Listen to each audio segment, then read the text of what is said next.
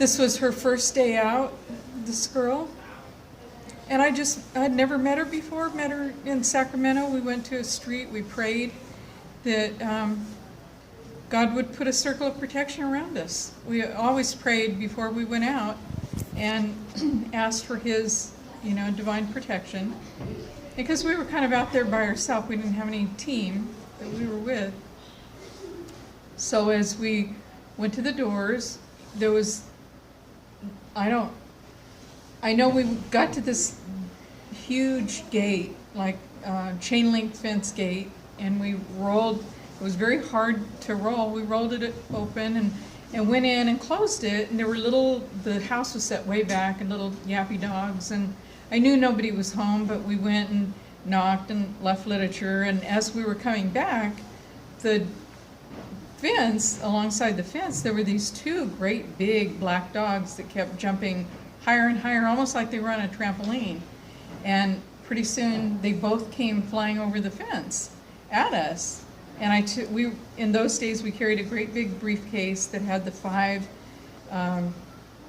Conflict of the Ages Mylar books. And so I took the briefcase and whacked the dogs. And they scattered, and she ran and opened the gate. We both went through, closed it. Our hearts were just pounding. We were so scared, And before we could even make a move, we looked down the street and saw this big, black, vicious dog with fangs and just hatred in his eyes, coming straight at us like a freight train, just so fast we didn't have time to move. And he lunged toward us, and he got about this far, and he just smacked into a wall and fell unconscious. And he came to, and all the hair on his shackles went up, and he tucked his tail between his legs and took off as fast as he had come. And he got a little ways down the road, and he turned around to come back at us, and whatever he saw frightened him so bad, he tucked his tail and went the other way as fast as he had come.